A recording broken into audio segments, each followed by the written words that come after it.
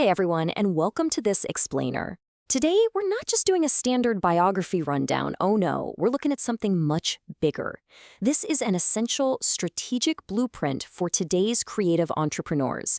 We're going to deconstruct the life and legacy of an absolute icon, the one and only Whitney Houston, and we'll translate her extraordinary journey into a literal masterclass on resilience, authenticity, and that incredibly delicate, often tricky balance between artistry and business. Her story is just profoundly inspiring. Starting out in Newark, New Jersey with these incredibly deep gospel roots, Whitney grew up in a really nurturing musical environment. I mean, she was singing in church and even performing backup for absolute legends like Chaka Khan and Lou Rawls when she was just a teenager. The weight of having that kind of mentorship at such a young age, and then watching her journey from those humble beginnings to dominating the global stage, it deeply resonates with the struggles and triumphs of the African diaspora. It truly makes her journey a trailblazing blueprint for modern creators everywhere. Okay, let's dive into this. Here is our roadmap for today. We're covering her humble beginnings, breaking barriers, the power of diversification, navigating immense pressure, and finally, building a lasting legacy. Starting with part 1, humble beginnings and economic power.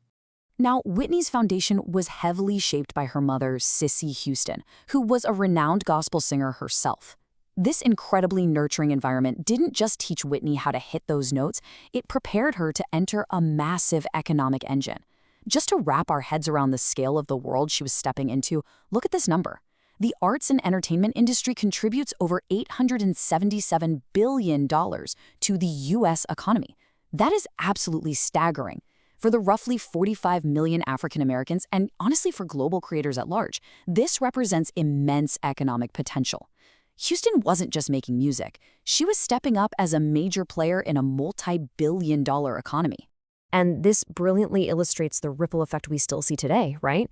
The global creative economy is absolutely booming, heavily inspired by global icons like her.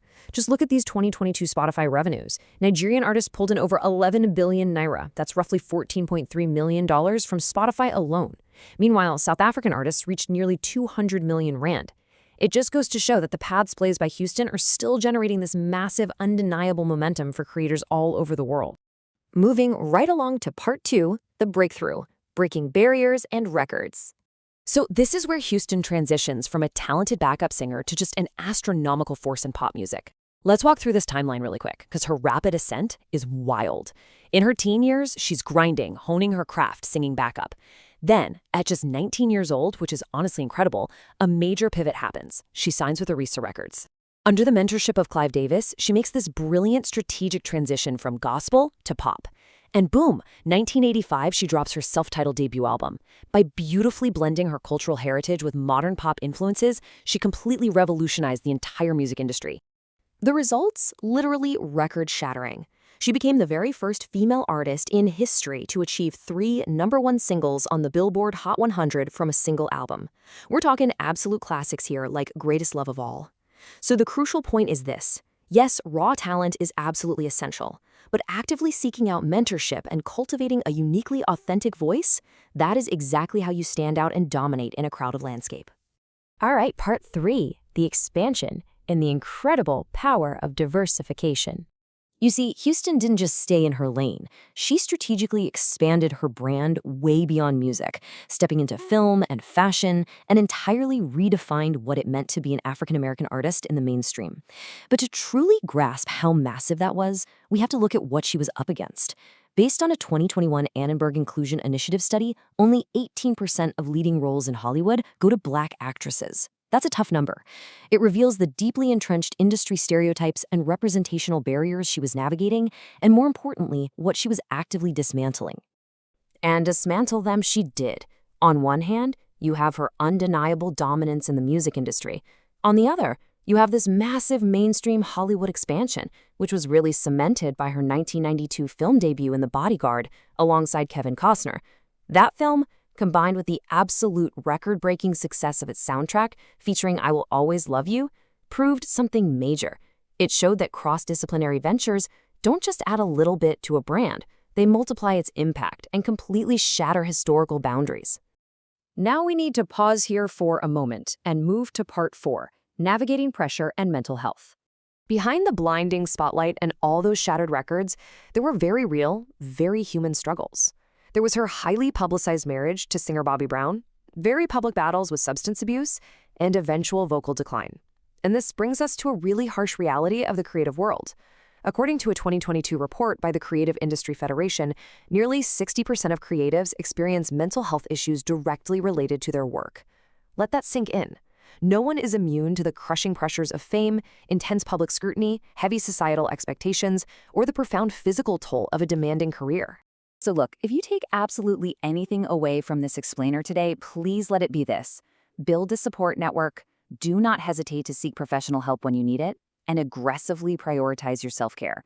Because as a creative, you simply cannot serve others, produce your art, or maintain any kind of sustainable career if you are not well yourself. You just can't pour from an empty cup.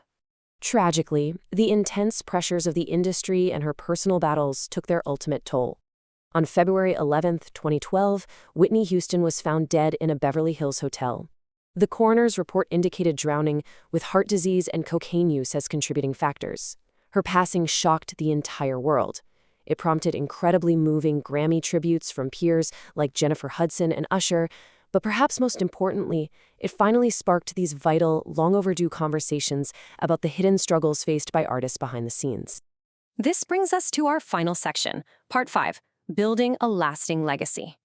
Despite the tragedies, her cultural significance is completely enduring.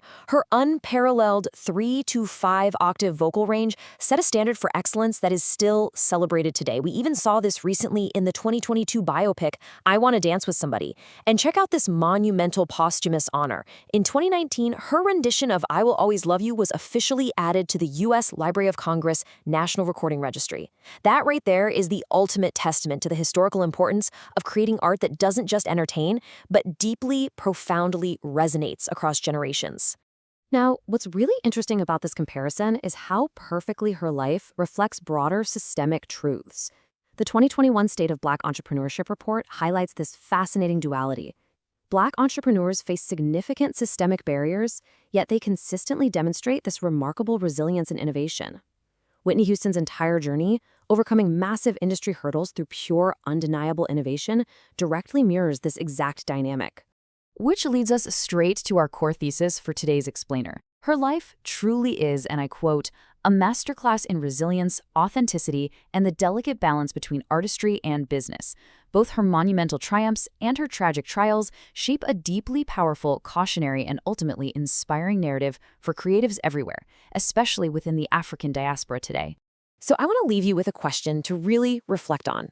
Based on all these strategic lessons we've unpacked from Whitney Houston's extraordinary life, how will you honor your cultural heritage to build a resilient, authentic brand in your own creative path?